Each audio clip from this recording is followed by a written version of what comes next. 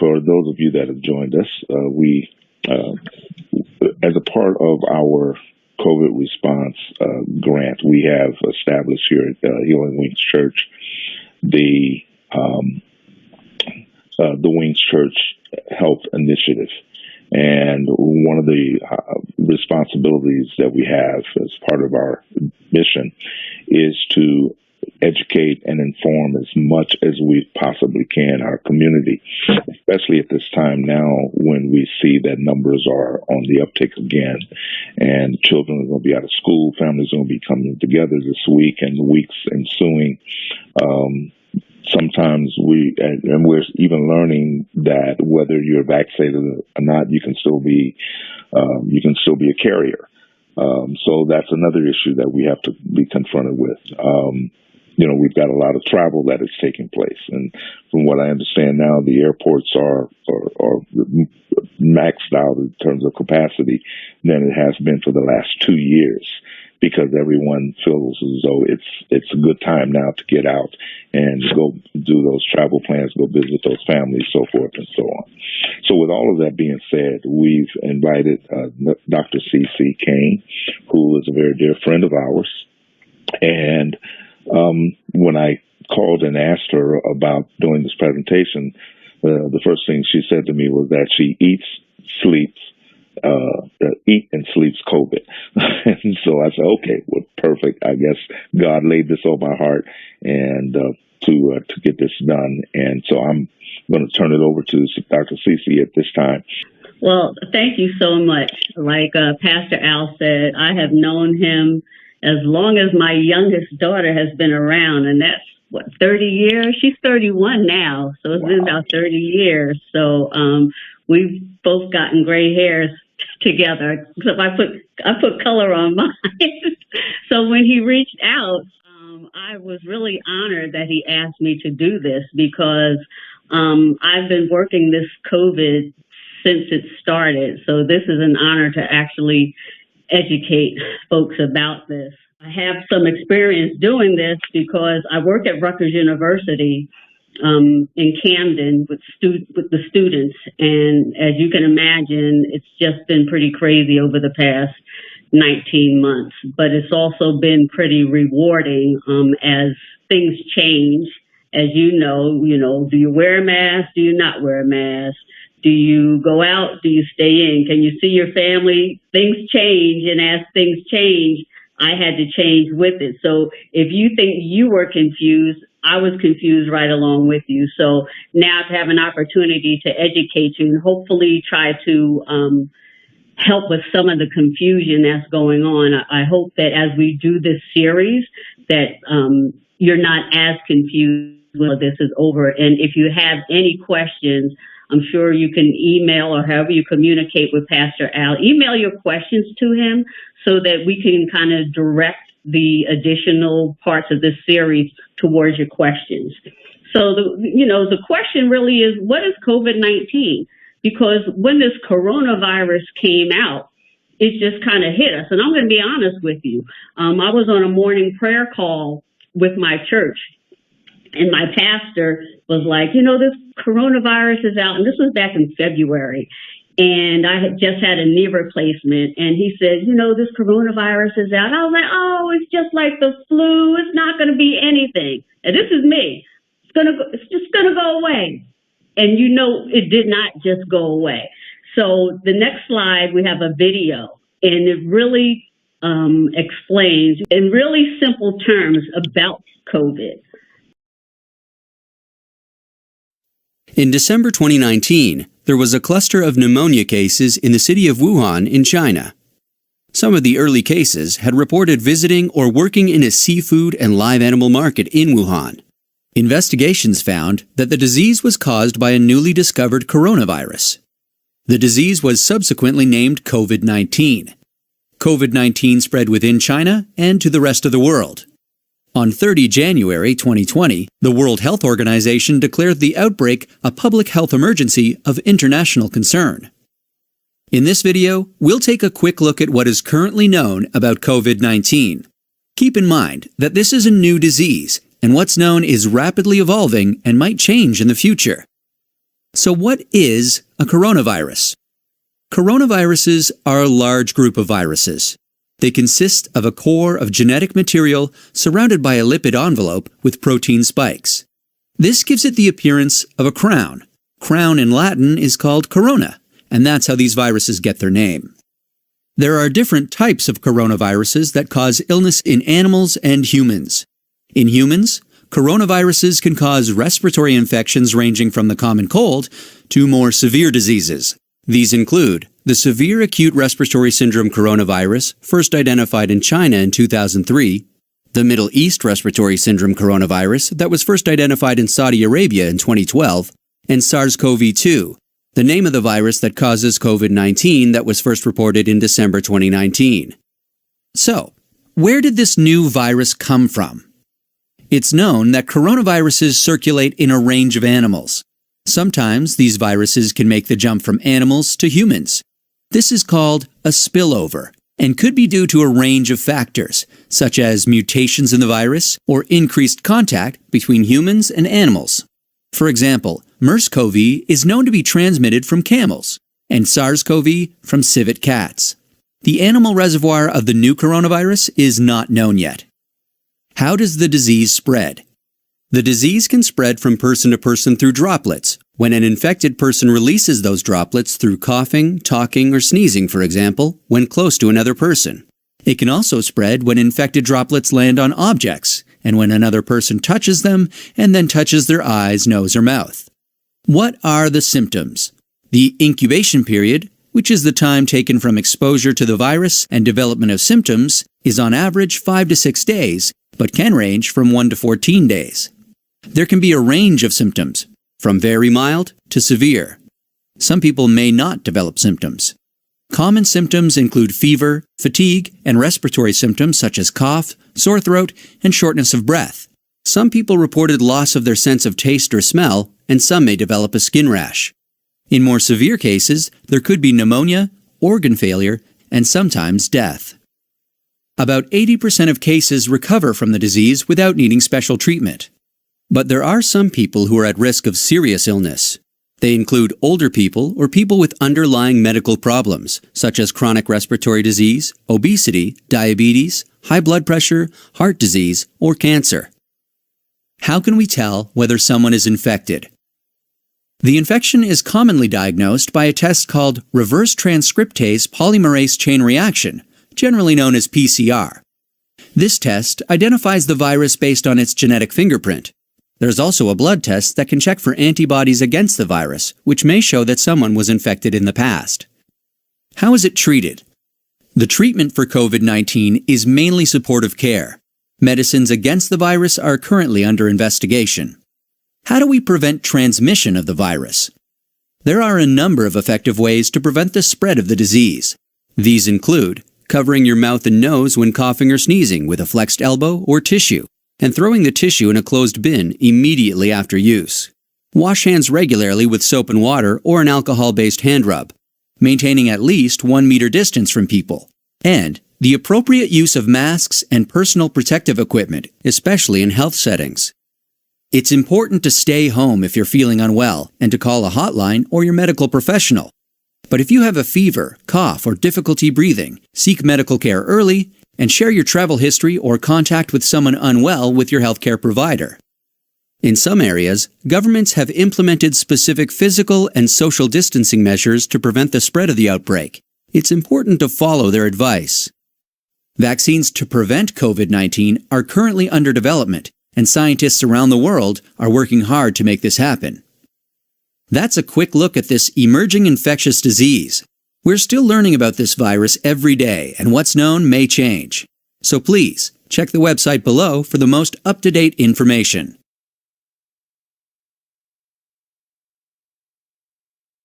As you can see, this was done in June of 2020, and there have been changes. The vaccines are out.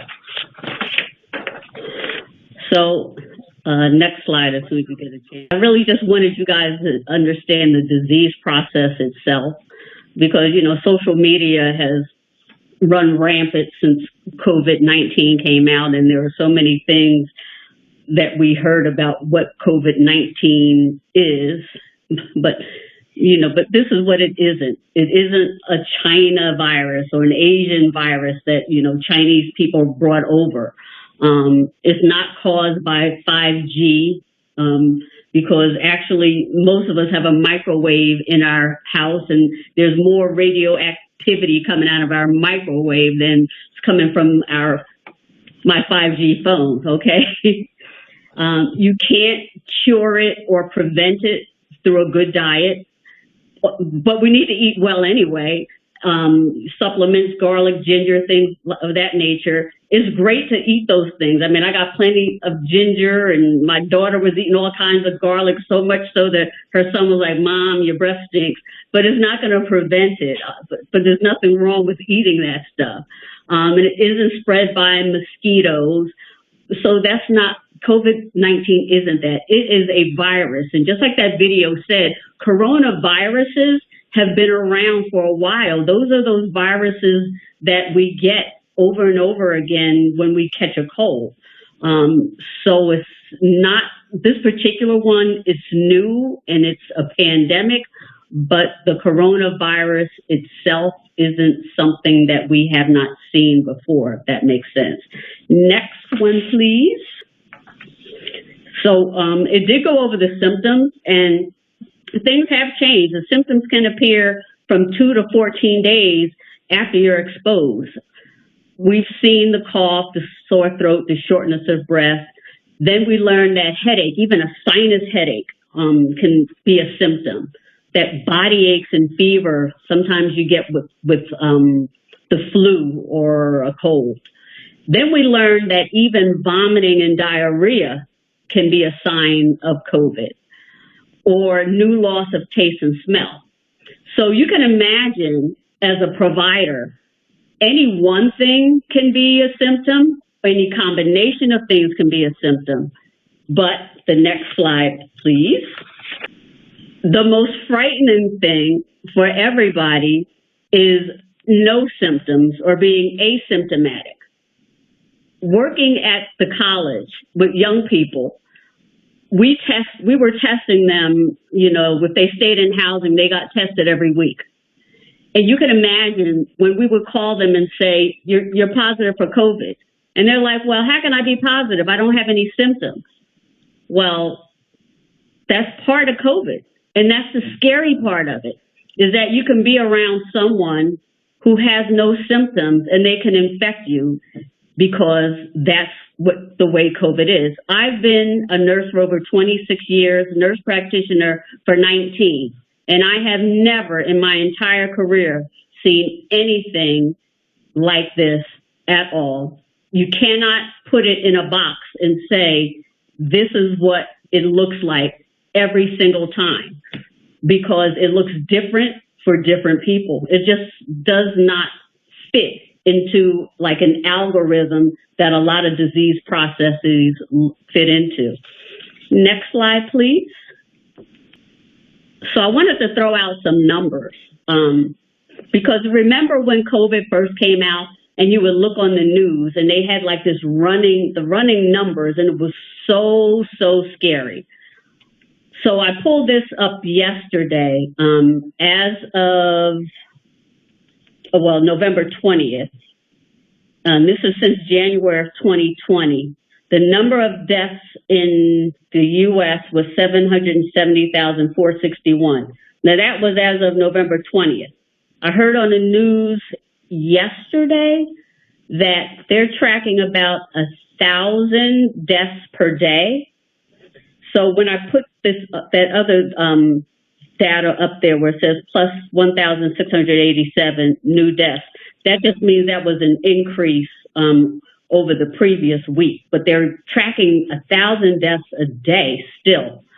The number of cases in total that we know of, these are just because people tested and we have a record of them testing. Almost 48 million cases that we know of. And just stop and think about people who did not test, but they have COVID. In New Jersey, I pulled this data off today. The total number of folks who died from COVID. And again, these are only people that we know of who died from COVID, 25,442. But there are people who kind of slip through the cracks because we don't know for sure that they died from COVID. And then the number of cases in New Jersey, 1,071,383. Again, those are the ones that tested. But there are plenty of folks who have not tested that are out here asymptomatic or that might have a cold but just didn't go and get tested. I think the scariest thing that happened for me, totally blessed that none of my children or grandchildren caught COVID over this whole time. But last Monday, Tuesday, I forget what day it was. My youngest daughter, her youngest son, she was getting ready to take him to school. She got a call from the school nurse. He's 4 years old in preschool.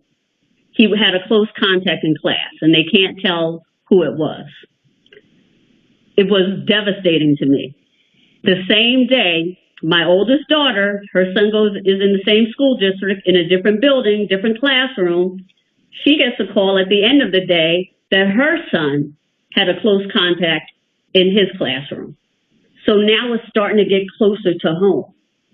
And I don't know if any of you have had a loved one who either had COVID, or most of us now, because it just has not gone away, either know someone, a loved one, a family friend. We have some kind of connection to someone who either had COVID or lost someone who has had COVID. So I'm showing you right here, the deaths have shown that minorities or people who live in underserved areas, so many people have died at a higher rate proportionally to our population in the U.S. due to these health disparities in healthcare. Like our access to healthcare is less than other folks just because of areas that we live in. And it's just a known fact that, it happens with diabetes or asthma or high blood pressure. And it's a fact that is happening with COVID-19 as well. Next slide, please. It's hard to see that, but what that says is, what is the Delta variant? We thought that we were getting this COVID-19 under control, and then all of a sudden we hear about this Delta variant. Next slide, please. Delta variant is just one of the COVID-19 variants. What they found was that the first one that came out became Alpha. Then they've got Beta. It's like a whole sorority of alphabet soup of variants. Because anytime they look at somebody tests positive and they look at how it's made up, they give it a name and they give it a letter. So Delta, they found that it's really significant because right now it's causing more infections. It's spreading faster and easier than any other form of the virus. It is super deadly. They found that you can just basically walk past somebody and get COVID with the Delta. And it's causing more severe illness and hospitalization. Delta is no joke. So that's what's so significant about this Delta virus variant. Next slide, please. So when we talk about COVID-19 vaccines, I know everybody has an opinion about it, whether you're looking at the news, whether you're on Facebook or Instagram, no matter where you are now, everybody has an opinion. And I'm not here to whip anybody one way or the other. But I'm going to tell you my story. In the beginning, I was vaccine hesitant. And this is like in December. And I have my reasons. I'm going to be very transparent. I've been in healthcare a long time.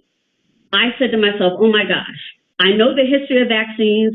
This thing just was so fast. I didn't trust the administration at the time. And I just didn't understand. But people started coming to me and they were asking me about the vaccine. And I'm like, well, people are asking me about this. I've got to educate myself. And I had family members coming to me. And at the same time, I was looking at the numbers just going up and up and up of people dying. And it was hitting 500,000. This was like end of December 2020. Yeah. And when I saw that, and I started educating myself, and I looked at the mRNA, and I found out that the technology from the mRNA vaccine has actually been around for about 30 years. And what they were looking for, they wanted to utilize it as a vaccine, but no disease had come around that they could actually put it into to create a vaccine until this came around. And it's so crazy because I had a conversation with my niece who called me to ask me about the vaccine. And I told her this. She says, oh, yeah, I remember learning about mRNA when I was in college in microbiology. So even she knew that this mRNA technology had been around. So as I was talking to people, I began to educate myself as I was educating them. And then I knew that I had to actually become an example for people. If I had to get the vaccine, not just for me, but for other people, because too many of us were dying. Too many underrepresented folk were dying. And if I just set myself up as an example, I just had to take the chance and get that vaccine. And I was so blessed because I thought that I was going to have to argue with my children about getting the vaccine. And they were like, Mom, we're getting the vaccine. I'm like, what? So that made it a lot easier as well. So like I said, I'm not here to beat anybody over the head, but just to speak my truth about being hesitant in the beginning, but being so thankful that I set myself up as an example. And if you go to Rutgers University's Facebook page, they actually use my story in why I vaxxed, because I shared it with President Holloway, and they used me as a PR person for that. So I understand people being hesitant, and I don't bash them over the head, but it's about education. This Delta variant, it doesn't know race, it doesn't know color, it doesn't know religion. It just doesn't care. It doesn't care if you're 90 or 9 months. This COVID-19 just does not care. And I've seen it. Next slide, please. I want you to see another short video, and it talks about the mRNA vaccine. This is the best video that I've seen. It's so simple. I absolutely love this video and how it explains how the mRNA vaccines work. Developing vaccines is usually a very lengthy process, taking on average 8 years to get approved. Since a few years, we have the ability to create mRNA vaccines, which can be developed much faster. So how do these vaccines work? Are they safe, and how do they compare to traditional ones? But first you must understand how the immune system works. When a virus enters your body, it will attach itself to one of your cells and inject its DNA or RNA into it. This is like a blueprint for your cells, containing instructions on what the cell has to make. So in this case, the virus's RNA will tell your cell to make more copies of the same virus. They become factories, assembling new copies of the virus that can infect even more cells. But don't worry, our bodies have a defense system for foreign intruders. The immune system attacks any protein, virus, or bacteria that does not belong in our bodies. But it takes a few days for it to learn how to attack the intruder. Meanwhile, the virus factories are running non-stop, quickly replicating the virus and spreading it in your body. In other words, you start experiencing symptoms of whatever has infected you. After a few days, however, your immune system will have figured out how to attack the virus and will start producing antibodies. These attach themselves to the virus, preventing them from infecting more cells and marking them for destruction. As you can see, the immune system is remarkable, but it's slow to mount an attack. That is the reason why we can get sick in the first place. So to give it a helping hand, we developed vaccines. The main idea is to train your immune system to recognize and fight off an infection before it has occurred. Almost like showing your immune system a mugshot of the virus and saying, if you see this, kill it. There are various types of vaccines, but let's take a look at the new kid on the block, mRNA vaccines. To understand how they work, let's take the COVID-19 pandemic as an example. You might have seen pictures of the virus with its distinctive spikes. These spikes allow the virus to attach to specific cells in your body and infect them. Now, here's the key idea for the COVID-19 vaccine. What if we could train our immune system to recognize these spikes by having our own bodies produce them? To do that, researchers took the virus's blueprint, its RNA, and isolated the part responsible for producing the spikes. Armed with this blueprint, they created mRNA, or messenger RNA. This is a special form of RNA that can enter your cells and give them instructions. In this case, the RNA contains instructions to build the spikes of the coronavirus. Not the virus itself, just the spikes. So mRNA vaccines contain instructions for your cells that tell them to build a part of a virus in large volumes, almost like giving them a recipe to follow.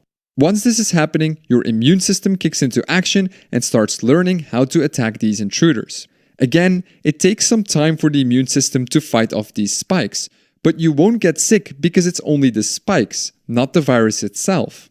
And that's it. Your immune system has learned how to attack the spikes of the coronavirus. It destroys all the spikes and even breaks down the mRNA vaccine itself. The only thing left in your body are special B cells or memory cells. These can linger around for months or years until the same virus infects you again. When that happens, the B cells can produce the correct antibodies right away, preventing the virus from spreading and making you sick. What's interesting about this mRNA technique is that it's relatively quick to develop a vaccine as soon as we know the DNA or RNA sequence of a virus. And secondly, because the vaccine only makes our bodies produce a tiny part of a virus, we cannot get sick from it. More traditional vaccines use weakened versions of the actual virus. This also triggers an immune response, but could also give you mild symptoms. Now you know how mRNA vaccines work. But don't take my word for it. All sources used to make this video are listed in the description below. Check it out if you want a more in-depth explanation. Give this video a thumbs up if you found it interesting and consider subscribing to the channel. Thanks for watching. Until next time. Very simple and to the point.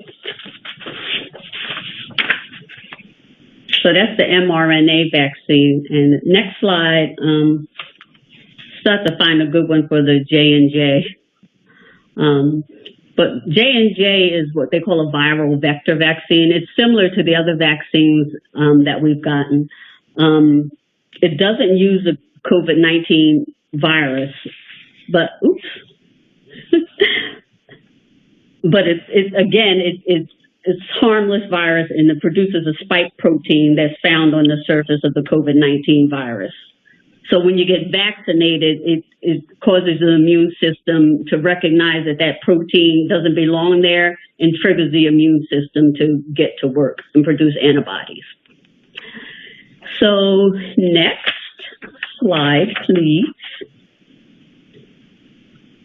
So the whole thing with vaccines, of course, people get a little frightened, and this is just an overview. We're going to get more into it the next series. Are these vaccines safe? And from everything they've done, nothing is 100%. People tend to say, well, how can people still get COVID if they get the vaccine? People still get measles and mumps and chickenpox with the vaccine because nothing's 100%. But as far as side effects, you might hear people say, well, I got the vaccine and I got sick. And these are some of the things that happen: the swelling and redness at the injection site, fever, headache, fatigue, body aches, chills, nausea. I had almost every one of those. I didn't have nausea. I felt like I had the flu after I got the second one. The first one, I didn't get it. But the second one, because my body had already gotten that first, it recognized it when I got the second, and it was almost like it was fighting it off. Lasted for about 12 hours or so, and then I was good to go. So those are some of the more common side effects. Next slide, please. Some of the myths that are out there, people say, well, they hear RNA and they confuse it with DNA, and it's like, oh my gosh, my DNA is going to change. DNA is not going to change at all. Living witness. I got my first vaccine on January 12th and the second one in February, and I'm still here. I didn't grow any extra fingers or anything. We did all laugh about it because I was the one. I literally, Pastor Al, I was doing the head and neck roll at my job. I'm not getting that vaccine, but I'm here to talk about it. You won't get a microchip, and this is a story I told my nieces when they called me. I was like, they're worried about being followed, that you're going to be tracked down. This is the biggest tracker downer. As soon as you go to the store and get this phone and put your name in it, you are chased down for life. So if you don't want to be tracked down, get rid of this, okay? Or get a flip phone. It doesn't magnetize you. We sat at work one day and we took paper clips and put them on our arm, just playing around. Doesn't magnetize you. It won't cause infertility or sterilization. A lot of young men are like, I'm not getting it because I don't want to, become impotent. And it won't make you test positive for COVID-19. There might be other things out there that you guys might have heard, any kind of vaccine myths. Again, send those to Pastor Al. And I'd love to hear them and get some answers for you. I'm just excited to sit here and talk about this. And that's it. I got any questions, and those questions you can send to Pastor Al. Pastor Al, do you have anything that you'd like to ask me? Or I know we've been going on for a minute here. I didn't think I'd be able to go for 30 minutes. I've been going for about 40. Yay. No, you're good. You're good. Actually, I don't have any questions. However, because we do have a few people that are listening in, and I'm going to unmute. Okay, Lori, look like you unmuted. Did you have something you wanted to ask? Yes. It was brought up at one of the events about the MU virus, the MU virus. Is that going to be discussed at a later time? The MU, that's one of the variants. It hasn't picked up a whole lot of speed, but I can bring up some information for you. Sure, I can. Absolutely. Okay, thank you so much. Go ahead. I'm sorry. Yeah, we thought it was going to be pretty significant, but it hasn't really picked up a whole lot of speed. The Delta has really taken over, but I can get some information for you. No problem, Lori. Thank you for asking. That's a great question. Yeah, I asked because one of the, when we had our 9/11 event, one of the ladies said that it was prominent overseas and there was only one confirmed case in New Jersey, that it was worse than the Delta, and so I just wanted to get information on that. Absolutely. I will get that information to you. Thank you. Mm-hmm. All right. Anyone else? Okay. All right. Well, again, thank you so much. And we're going to do everything that we can to get the information out there, because I think at this point in time, it's very critical. And if we can just get people to just stop and listen for just 30 minutes, I believe it's going to make a significant difference in our communities. Okay. So thank you again. Thank you. Thank you for the opportunity.